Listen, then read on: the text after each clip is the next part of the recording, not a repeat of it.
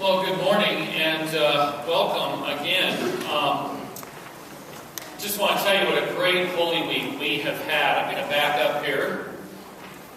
So everybody in the atrium, are you with me out there? Hello out there. Can you see me? All right. So subtle in our use of technology. What a great week we've had. The holiest of weeks. Most important 7 days of the Christian year. We've done 17 services between last Sunday morning and tonight. It's been a glorious ride. We've had two men in and out of the Vail Valley Medical Center, both of whom are here with us this morning. Thanks be to God. We had a birth 6 days ago. We had two people get engaged 4 days ago. We've washed several dozen feet successfully on Maundy, Thursday evening right here. We pondered the cross on Good Friday and God's love for each one of us.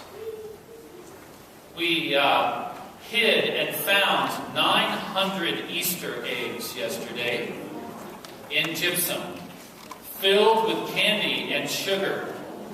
Families all over the valley were praying last night about 8 or 9 o'clock after that beautiful Easter egg hunt. And last night we baptized a beautiful little girl. Her name is Harriet Hattie St. John. She is 1 year old in the beautiful white gown that her mama had sewn for the occasion. And when I walked Hattie down the main aisle and back up the other side, people were clapping, so Hattie started clapping at them. It was just one of the most beautiful baptisms I think I've ever seen. And so now we get to a time that I've been waiting for several weeks. Because I have something to tell you. Something amazing happened to me. And I've been waiting for this day to tell you what that is. I'm a winner. I'm one of the winners. I never thought it could happen to me. A couple of weeks ago, I started seeing on the internet, just hearing about this. I'm not a gambler. I've never bought a lottery ticket in my life. And honestly, I just think the whole thing is kind of crazy.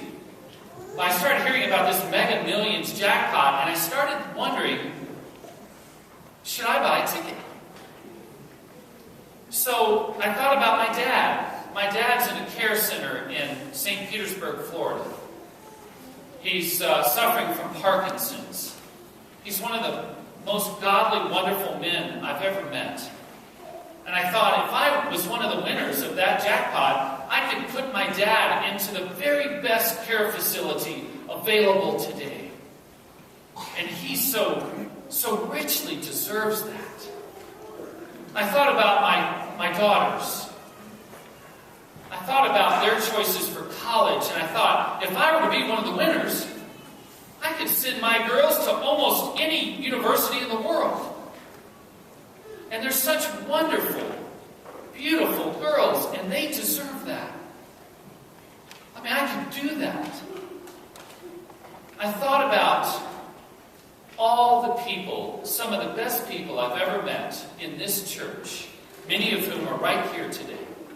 I thought about all the needs that we see every single week in this church and through the valley. I thought about, wouldn't it be wonderful to say to families in our church, hey, guess what? We'll take the mortgage for a year. You take a breather. Wouldn't it be great to endow this building?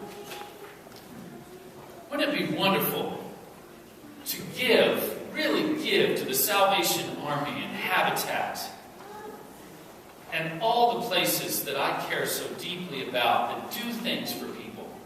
It'd be awesome. Pastor Rick Warren, when he wrote The Purpose-Driven Life, he got so much money from that book that he reversed tithe to his church. He gave 90% of what he earned off the earnings of that book away. He repaid Saddleback Church every dime they had ever given him in salary for 27 years. And wouldn't that be an exciting board meeting in the Episcopal Church if I were to do that? And so I stopped by Avon and I bought a ticket.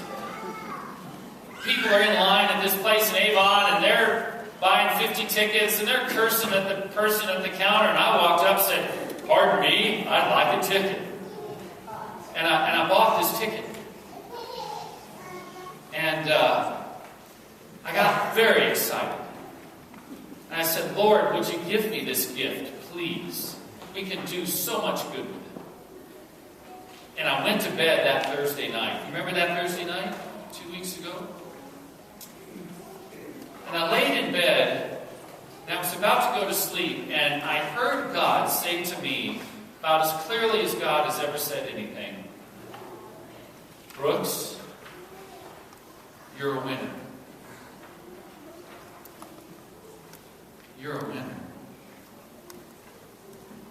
And then as I listened, God said, "I've already given you my gift." I couldn't go to bed that night for a while. I tossed and turned. I started to reflect on what God had just shared with me. I started to think, I actually did some internet research. Do you know the percentage of lottery winners over $100 million who declare bankruptcy within 4 years of winning that prize? I started to think about the families that are torn apart. For instance, one of the 3 big winners of this Mega Millions lottery works in a McDonald's in Maryland. Did you hear this story? This is great. The whole group at the McDonald's bought tickets for all of them. She won and is now claiming that she went out and bought a separate ticket. Now, no one giving you Big Macs at that particular McDonald's restaurant is going to be too happy for a little while.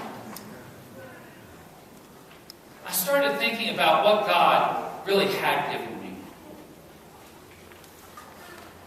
God gave me a mother and a father who loved me. They sacrificed for things that I took for granted until I was old enough to turn around and say thank you for the gifts they had given to me. I thought about the beautiful wife that God has given me to make me a better man, and a stronger man, and a wiser man. I thought about God loaning me 2 of the most beautiful girls I have ever seen in my entire life. And I thought about the privilege of being a father, not Father Brooks, I mean a father. And the short amount of time, yes, I have a teenager, we can speed that part up, but the short amount of time that we have to enjoy the gift of children and how privileged we are to receive it. I thought about being a priest and serving people as great as you are. I thought about the privilege of sharing God's message in the hospital when someone's born. I sat with Morgan Douglas when he died. I had the privilege of being with one of the founding families of the Vail Valley. You will never meet nicer people. And I prayed with Morgan and Kathy before and after Morgan died. I have the privilege of representing you when people are in crisis, they're in trouble, they need help.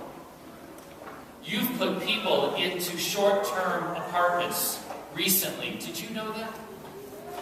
You've sent people to counseling whose marriages are disintegrating. Did you know that? I started thinking about God's love and all those places where my life looks like that empty tomb that you heard Steve read about. And that night, I saw an image of that stone being rolled away, not from Jesus' tomb, from my life. And I started reflecting on the gift of Christ, resurrected and alive. Not for the whole world, for me. that God's light could shine into the tomb of my life? This changes everything. I started thinking about what it really means to be a Christian and to say that Jesus is alive today. If we can say Jesus is alive today, that marriage that's on the verge of disintegrating can be resurrected. We don't make the old marriages better. God doesn't do that very well. God says, let's give you a brand new one. Let's put men and women together and bless them with companionship and strength. If Jesus is resurrected and God gave me the gift of Jesus alive now, I can't hold relationships that have been hurtful and damaging. I have to ask God's forgiveness. God can resurrect relationships in families, with children and parents. God can take that place in our hearts that looks like a tomb. Every Easter, I know I'm preaching to one person who is as broken and shattered as those disciples were 2,000 years ago. Their lives were over. It was done. They were crushed. Jesus was dead. And I know people come into our Easter worship, and on the inside, that's how they feel. I felt that way myself many times.